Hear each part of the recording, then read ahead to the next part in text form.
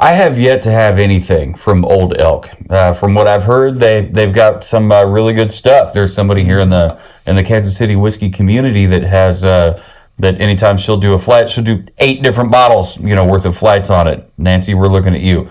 But on Savor the Burn, this is going to be our first exposure to it. Yeah. And not only is this our first exposure to it, this is going to be a very unique pour because it is a barrel pick and it involves three different entities. Fun word to say when you're not very eloquent with your speak, when you have the mush mouth. Entities. Anyway, on this episode of Savor the Burn. You ready? Let's go!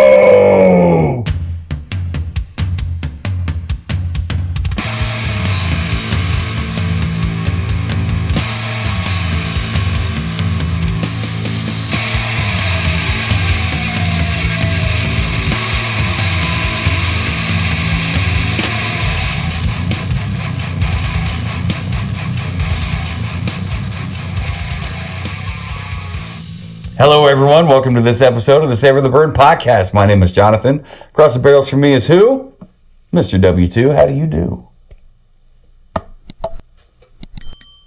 Oh, I'm doing pretty good. How are you doing? I'm doing all right. Just don't get all fucking third-degree black belt on my ass, and we'll be just fine. Because I don't bend. I snap, crackle, and pop. Oof. Dude, girl. It is no bueno. No bueno. I don't know. I hit 40 and things started to lock up, and then the older I get, just shut up. Yeah. The older I get, the worse it gets. It's like, I'm like a bag of pretzels at this point. So let's get into this whiskey. Yeah, it's about to get into us. But before we do that, thank you for watching on YouTube. Be sure to click the subscribe and the bell notification to stay up to date on all things Savor the Burn. If you're on your audio-only podcast app of choice, we're happy to have you along. Send us an email, info, or W2 or Jonathan, Joe Nathan, at savortheburn.com. We want to hear from you. Yeah. And so I guess without further ado, thank you to the Patreons, by the way. Yes. But yeah, we're going to get into some Old Elk here. Old Elk? Not just any Old Elk. Just any. It's not like your white label, bottom shelf. So Old Elk is another Colorado whiskey. Okay, we've had great luck with Colorado whiskeys. But yeah, like you said, this is a store pick, a barrel pick, if you will. I will. I one day purchased it and procured it from SEELBACH'S.com. Okay. Yeah, I saw that was one of the names on the label. Yep. But this is picked by the Bourbon Community Roundtable, the BCR. And as I get into this a little bit more, we'll learn more what is the Bourbon Community Roundtable and what does that comprise of? Because there's 3 very distinct entities that are part of that, but nonetheless, this is our first venture into Old Elk. Mm-hmm. I'm already in love with the color. I'm already in love with the bottle. The bottle itself is incredible. Look at the topper. And how cool is it that they use real elk antler as the actual topper? And I can't help but to just assume that is natural cork inside that bottle. This guy. Yeah, I have never seen elk antler as being used as a topper on here. They've kind of I've never seen that before. It's so cool. And it's a very unique looking bottle too. Mm-hmm. Looks like we got a little bit of sediment down here. Probably. So maybe I'll give it an upside down, a little bit of a shake here. Try to look how thick that bottom is. That back. Yeah, that's it's just like stripper heel. It's a beautiful shaped bottle. Yeah. I love everything about it. Yeah. I'm probably gonna give this a pretty good score for presentation because at least a 2.5. And we're about to improve the presentation with how we're gonna pour it. Yeah, and what do we have here? Well, I just thought it was fitting to have the right pour spout for this Old Elk bottle, so I found us a elk pour spout. It is an elk. Look at that. How cool is that? How about you give us a bottle pop? Yes. I will. And, I think I will. Here we go. I have lots to read on this one. Y'all ready for this? Anyway, here we go. Woo! natural cork, just like I called it. And that is absolutely elk antler. Yep. I mean, yeah, smells good off the cork. All right, here we go. Put that in there. Yeah.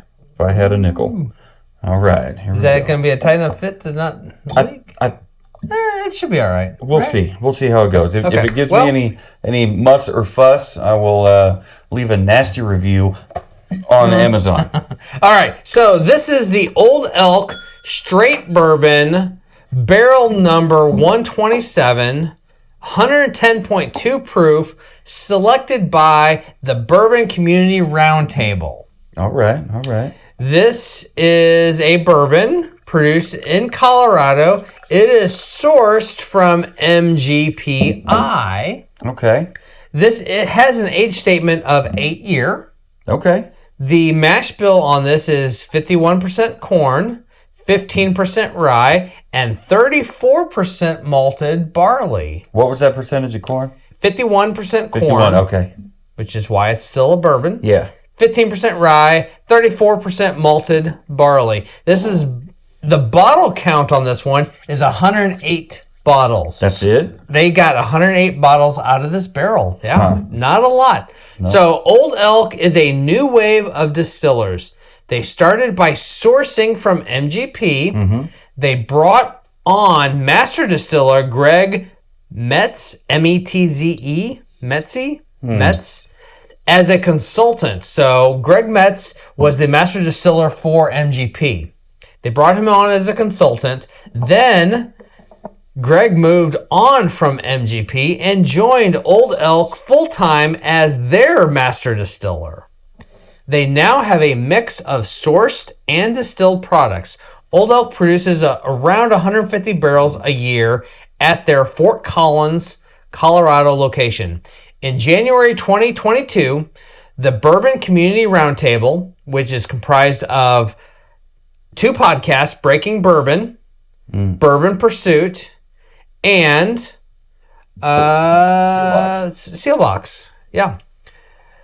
So BCR made our way out to Colorado to visit Old Elk. This was only the 3rd time we selected barrels as a group. What we found didn't disappoint. The heart of the Old Elk story starts with master distiller Greg Metz. Greg is the former master distiller of Midwest Grain Products Ingredients, MGPI.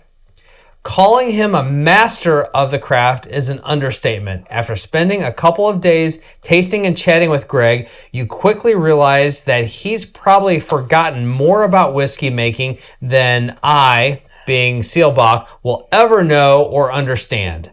All praise aside, Old Elk started at MGP. They started by recruiting Metzi to create a custom mash bill for their bourbon, which is what they do. When you source from MGP, you can have them do everything, or you can just get the distillate and age it yourself in whatever barrel you want, as long as you want. They have a library of mash bills that you can choose from, or you can have them custom make your own mash bill that is tailored to exactly what you're looking for. So that sounds like exactly what they did. They started by recruiting Metzi to create a custom mash bill for their bourbon, with instructions to create a flavorful, smooth bourbon without sparing any expense. Metzi got creative. I knew from experience to get smooth and easy, I had to get the malted barley content in that bourbon mash bill up. And throughout my whole career, all the mash bills I produced always had some degree of rye to give you that spice characteristic, which takes a minimum of 15%. From there, it was reverse math. I took the minimum corn content for a bourbon, 51%, factored in that 15% rye that I needed for that spice characteristic, and that left me room for 34% malted barley. Really interesting. I don't think I ever thought about it in those terms. I never would have equated barley with air quote smooth. Yeah.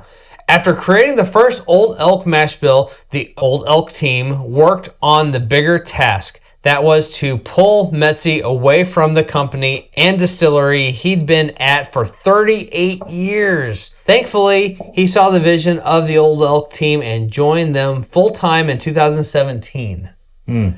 That's Been at it for a while. That's then. crazy. They had MGP make them a custom mash bill that was exactly what they were looking for. They cultivated it and talked with him and used him as a consultant. And in that process, convinced him, you should really just come over here and do what you're doing already, but for us specifically. And just us specifically. Yeah, exclusively. So anyway, I think off air I talked about this, but Old Elk has a lot of different offerings, and I have been eyeballing a lot of those. One of those being they have a double wheat offering that I have been eyeballing hard lately because we have gotten into wheated bourbons so much, and to know that they have a double wheat really has my curiosity piqued. They have a lot of other ones that I'm also very interested in, but when Seelbach had this available as a single barrel offering and it had the accolades that kind of came with this and who picked it and all this, you know, two great podcasts, powerhouses, and Breaking Bourbon. I was just like, this is going to be our introduction to yeah, Old we're Elk. going to get spoiled.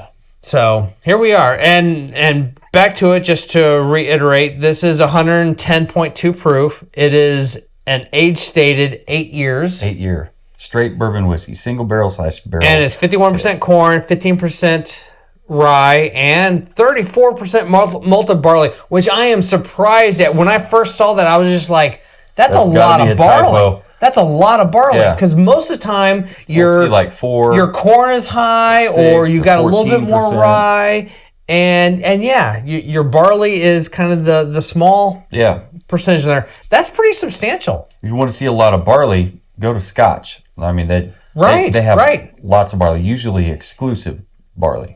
This, even with only 51% corn, this still has a lot of corn on the nose. The first thing I put down was cream corn. I thought very much so, like that sweet fucking mushy mess that's delicious. Cream corn, sourdough. There's a great oak. Get the sourdough out of there. You're getting oak. There's a great oak nose on it. There's some honey of some kind. Vanilla. Like, it's not quite a medicinal honey like a Manuka honey, but it's a funky honey. Some orange zest. Orange zest. Maybe even apricot. I thought I was picking up some like dried fruits and chocolate. Like a milk chocolate. There is a milk chocolate on there.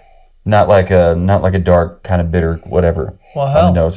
There's already a lot of great things going on here on the nose. Let's make to everybody involved with this Old Elk. Old Elk, yeah. Cheers to y'all. Cheers, genitals.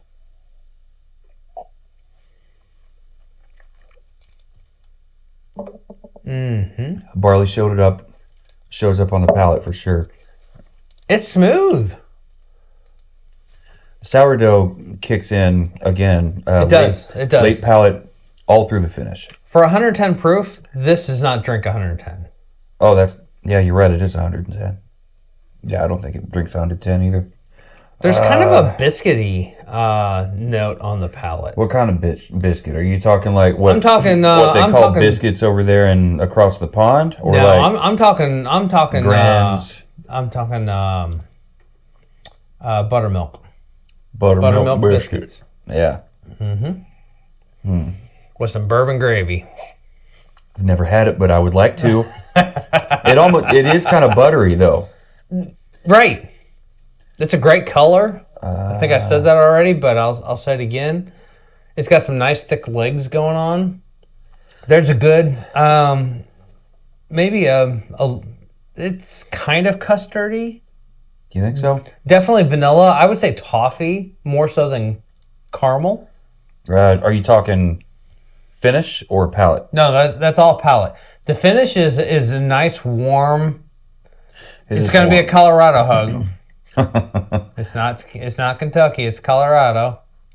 But yeah, it's a nice, warm, long, lingering finish. The orange zest sticks around to the very tail end of the finish. I think that barley / grassy note carries through all the way through the finish. It's there on the. I might even say to that point. I may even push out a step farther and say lemongrass. Oh, I thought you were going to say mint. Okay, so lemongrass. There's a little bit of a spearmint. There's a little bit of a spearmint on it. Well, late palate into the finish. Yeah. I would agree with that. And then it evolves to lemongrass. Mm-hmm. I grew lemongrass in the garden one year. Actually, 2 years. I dug it up and brought it inside because it's not acclimated to our climate here in the KC metro area. It would have died in ground, as they say. But I kept it around for a couple of years. I thought Jennifer was going to use it for her soups that she likes to make, like an Asian soup of some kind. Yeah. No such luck. Yeah. That's why I got it in the first place. Like I get it from the nursery, and it comes in like this little, 2.5, 3 inch square pot. And then by the time I dig it up in the fall, it's like, half this barrel here. So I got to chop that down just so it'll fit in the bucket that I'm going to take it inside and overwinter. And then the second year, it took over that entire part of the bed. How many drops of water did you put in? And about how much? I put 2. Whiskey? I might do 3 or 4 of that. I'll give a little sip more here. I'm still trying to see if there's anything that we forgot here on the tasting notes here on the palate and finish. Part of me is wanting to say there's a little hint of licorice there, but I'm not quite ready to commit to that. Licorice, to me, it gets mixed up in between the spearmint, the lemongrass, the mint, those kinds of things. I will absolutely get confused on that one here. I'll get palate confusion. So yeah, I think I'm gonna go 3. I mean, it is 110.2 proof. So 3 drops of water. Come on. What's that gonna do? Right. I might as well do 5. 1, 2, 3. Now we haven't really talked a whole lot about bottle presentation. We talked some, and we talked about the topper, that elk antler topper more than anything. That alone is super. It's super unique. Definitely, and I think it's super cool. Never seen that with anybody else. And I love the burning. I don't know if it's printed or burnt or it's probably printed, but I can't tell for sure. They definitely sealed it also. Yeah. So it's sealed. Bourbon Community Roundtable. Oh, right on. That's what it says up there on the top of the stopper. Yeah, I like this. There's a touch of tobacco that comes through, or leather. I'm not sure which. I get those confused. Oh, spearmint comes singing after you add a little bit of water to it. I only put in 3 drops and like maybe very much so 3/4 ounce of whiskey here, but yeah, that was it for me. I can't shake the sourdough on this. It's not as strong as like anything Leopold Brothers, right? But it's not pumpernickel and sourdough, but it is a nice sourdough. Yeah, and there's really no pepperiness to this. Yeah, of course, there's no rye in the mash bill, but there 100% is. Is there? I mean, it's 15%. 15%. 15%. Well, I'm not picking up any spiciness though on the like that. I think there's a little bit tongue bite. There's a little bit of a pepperiness. Is it pepperiness or is it from the proof? No, I think that's. I think it's from the. I think that's a rye pepperiness. Late palate into the early finish. I think there is a pepper, black pepper. Huh. For me. All right, so you said late palate? Late palate. I'll put it in here, though. Early finish. Just because we don't both get it doesn't mean that it doesn't belong on the list. I like it. We haven't come to the final thoughts yet. Oh, right. Actually, I still have to jot down my my notes on the thoughts on the nose. Oh shit! You don't even have any numbers. I don't have numbers because I've been busy talking and trying to come up with all these different tasting notes that that we need. I'm already ready to go. You know, so no matter who you are. Just kidding. We're only I'm not ready to leave you yet. We're only what, like I'm 15, here. 18 minutes into this? Come on. I'm here for you. Come on. Let's do this. We're doing this for the consumer of the content. It is a very super unique pour. I'm very happy with it. Palate evolved. It became more. I love that topper for this bottle. That elk just Ralphed all inside my glass. What's your name? Ralph. I think he said his name was Ralph. My grandpa Wilkes' name was Ralph. Yeah? Uh-huh. Ralph Wayne Wilkes. Was that the tinkerer, the inventor? Yes, sir. Okay. Yes, okay. Sir. Yes, sir. Very, very, very early on in the podcast, you brought him up. Was there something about a mailbox? Or, no. Or was it like his tomatoes or something? No, he had a garden. A garden, okay.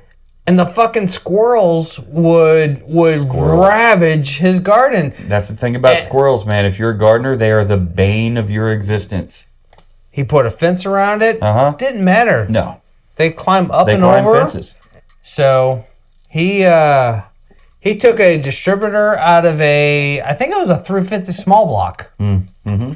And he built this contraption Super common. With a Chevy 350 distributor and a little generator of some sort, put a battery onto it, and he put a wire on the top of the fence.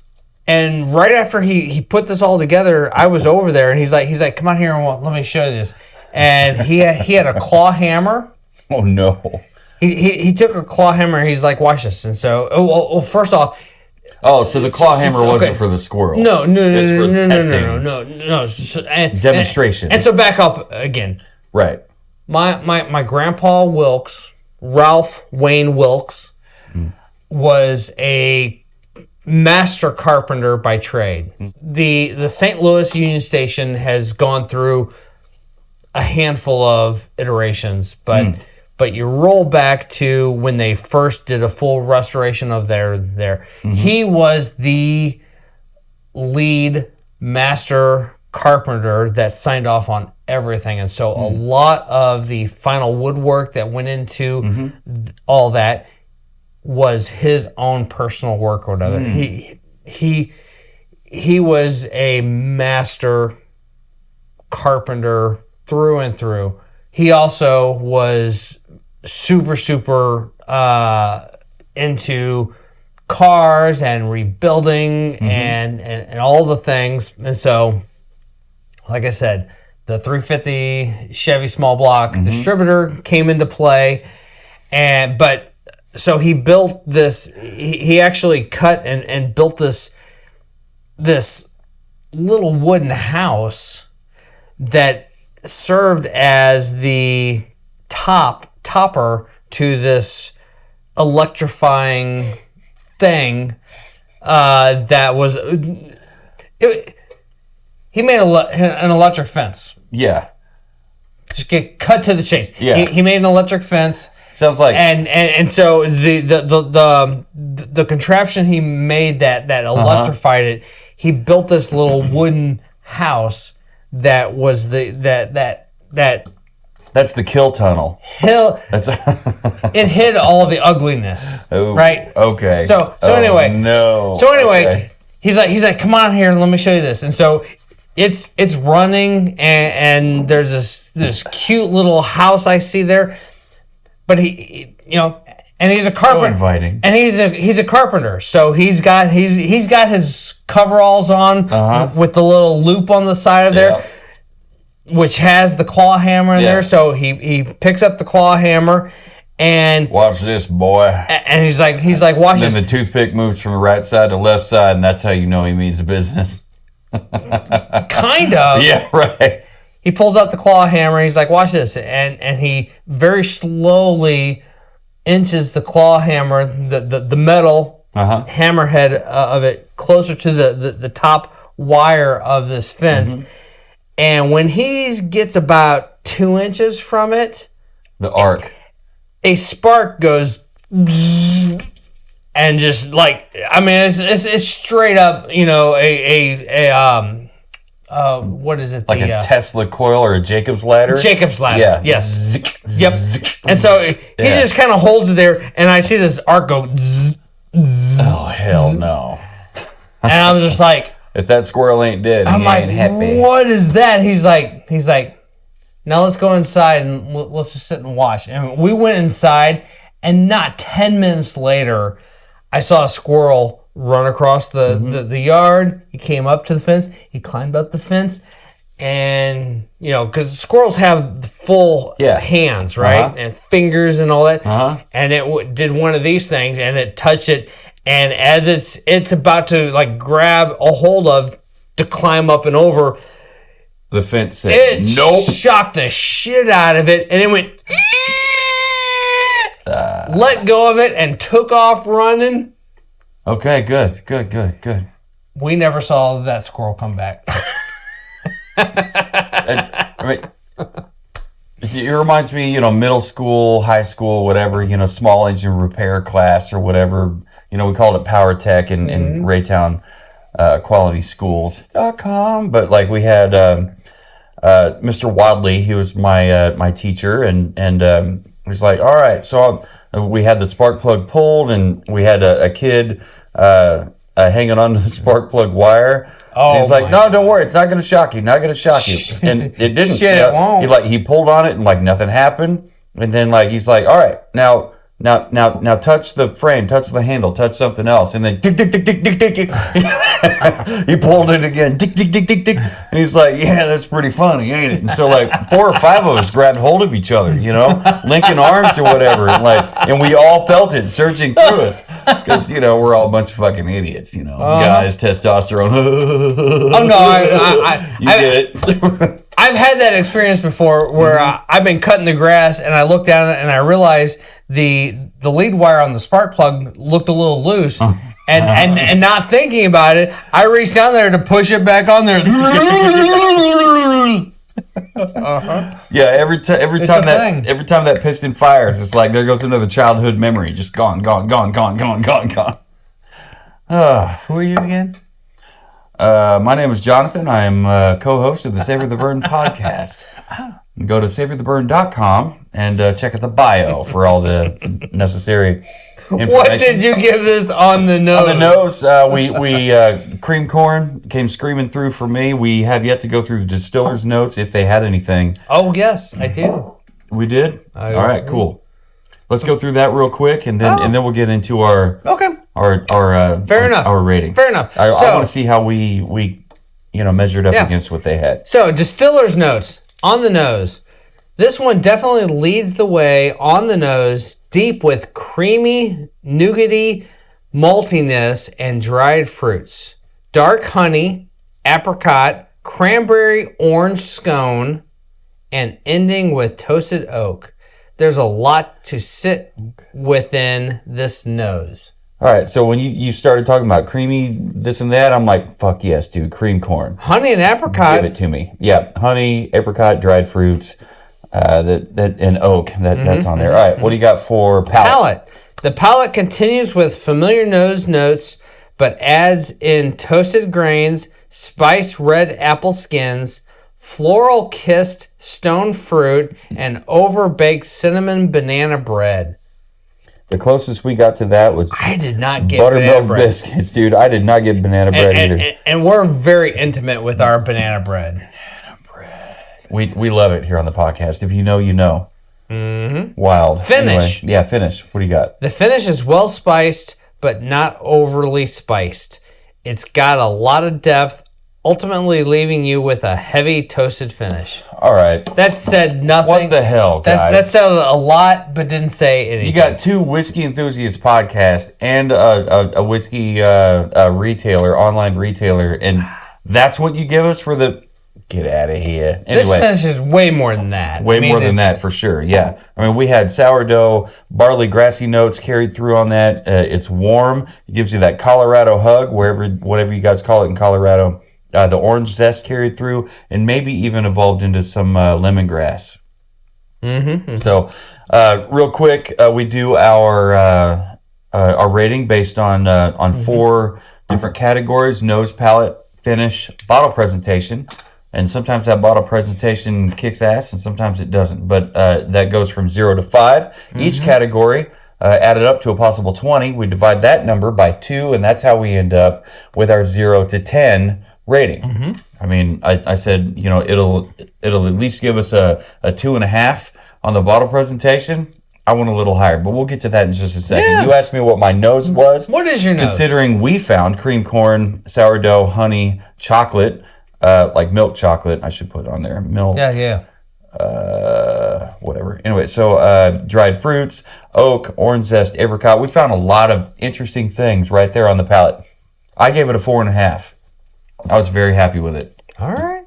Very happy. How about you? I'm right behind you at 4.25. 4.25. See, now we're settling back into our usual rhythm, where I'm Mr. Higher Score, and you're like actual, where it should be score. So going from nose to palate, this is where things usually get more interesting. We got the barley and grassy notes showed up almost immediately. We found it was fairly buttery, if that makes sense. Buttermilk biscuits came on the palate, along with the vanilla, the toffee. Some spearmint maybe, and some black pepper rolling in from late palate, early finish. And I gave it a 4.5. I kept it locked in right there at 4.5. How about you? I came on all the way up to 4.75. Okay. That's not hard to imagine. It was a super interesting pour for sure. Yep. Moving on into the finish. Sourdough for me carried through all the way to the finish. The barley grassy notes that showed up on the palate moved into the finish as well. It was warm, like you said. We got that Colorado hug, whatever it is that you call it there in Colorado land. Orange zest you brought up, and maybe even lemongrass. So maybe those citrusy kind of minty notes combined and ended up being togetherness there and in the form of lemongrass. So I thought it was great. I kept mine locked in at 4.5 all the way across the board on the old finish here. How about you? I came back down to 4.25. All right. Easy to understand. Bottle presentation, we talked about a little bit. We didn't talk about a great length. It's got a heavy bottom. Beautiful. It's absolutely beautiful. I mean, the bottom is heavy and thick, like a stripper heel. There's a little bit of an embossment down here on the back. It's got the OE embossment right there. Perfect. And right here on the front, there's a subtle embossment for a small label down here on the like a secondary label kind of thing. It is embossed. There's some stuff going here on the side that has right back here. Oh yeah, there's embossment. Continuing. Old Elk Distillery. Right up there on the top of the back.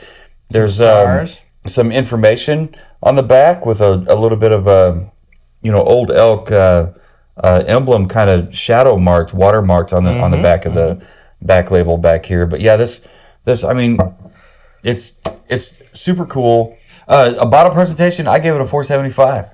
I thought it was really cool. I mean, actually, just to finish talking about bottle presentation, it involves the stopper and the cork. It's natural cork. I like natural cork over composite. That said, I do not blame anybody for using composite cork at all. But the topper, get out of here. It's made out of elk antler. Elk antler. Who does that? There's only one person I know. Old Elk. Yep. So, yeah, I gave it a 4.75. There's no bag. There's no box. And I give no fucks because I really do enjoy this. And this little, Amazon.com addition to the pour spout. No, it didn't come with a bottle, but still, it's part of it. We elevated the presentation. Elevated the entire experience. Yep. Put a little bow on the top of the present here. How about you, W2? I met you right there at 4.75. Okay, cool. I wondered where you were going to come in on that.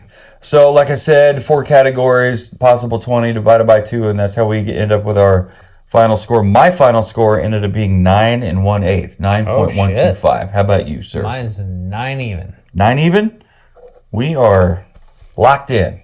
Locked in. What am I talking about? Whiskey. Anyway, so Old Elk. This was our very first introduction to Old Elk and what they have to offer. This was a barrel pick, so it's kind of a uneven match, so to speak. I mean, it's unfair to compare, but really we have no idea. Yep. We have nothing to go by other than this bottle and how cool it is. But is it safe to say they all have the elk antler topper? Every single offering has that type of topper. Bottle shape? Sorry. Every single bottle. Sorry, bottle shape is the same? This is the same bottle on every one. Yep. Well, how cool is that? Yep. Huh. I'm jazzed to start picking up some other Old Elk offerings. Now, and one thing I like to bring up is the cocktails thing. Clocking it at 110.2 proof. This one here would by rights at 100 plus have be a great candidate for a cocktail. Yeah, why not? I don't know what I would. I mean, it's such a definitely an old fashioned. A high malt. Well, okay, yeah. If you want to see what it can do in a cocktail, use it in an old fashioned. Boulevardier. Yeah. Do Boulevardiers work with high malt? I think so. Whiskeys? I think they? so. Okay. I think a Revolver would be great. Revolver, I would agree with that. I think a Manhattan would be great with this. Yeah. Little, what is that, Aperol? I think a sour. A sour. I think a whiskey sour would be amazeballs with this. Yeah. I think it'd be good in a julep.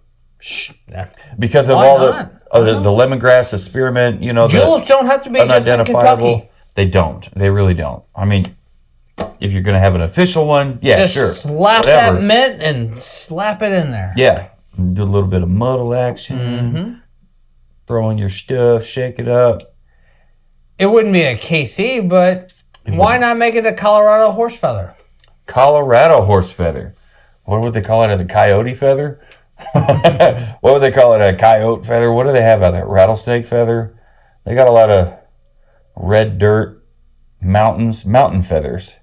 I don't know. Hawk feather. What if you're in Colorado, if you're watching this, Old Elk, which I'm sure you are, because all these distillers pay close attention to what's going on Savor the Burn. Actually, some of them do, come to find out. Some of them do. Which is, I mean, super cool. And to you, absolutely cheers. But, if look up the ingredients of a horse feather, if that looks like something that you guys make there in your state of Colorado, the great state of Colorado, beautiful state. But what would you call that? We want to know. Info, W2 or Jonathan at savortheburn.com. Let us know what you folks in the Colorado land would call a horse feather in your neck of the woods.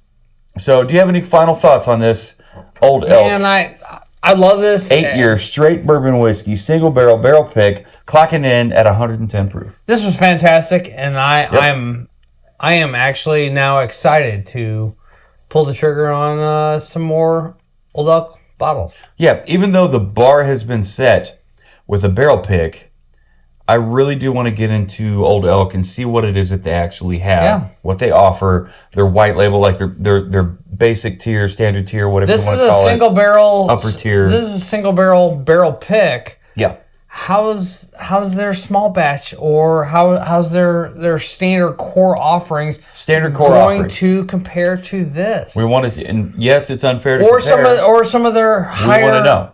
Or some of their higher end offerings. Yeah. Like I mentioned, the double wheated bourbon. That's not an entry level bottle. That's a $110 bottle. Huh. What's the MSRP range on their standard tier? 60, 70 60-ish. Okay. All right. Well, I think this was a $65 bottle. Yeah. If you know anything and everything or are affiliated with Old Elk, send us an email to those contacts provided earlier, and hook us up. We would love to be in contact with the folks at Old Elk. So I wouldn't mind to have a reason to drive west instead of east. Yeah. We don't have to always go to Kentucky. We don't have to go to the Appalachians. We could go right over there to the Rockies. We can go to Colorado.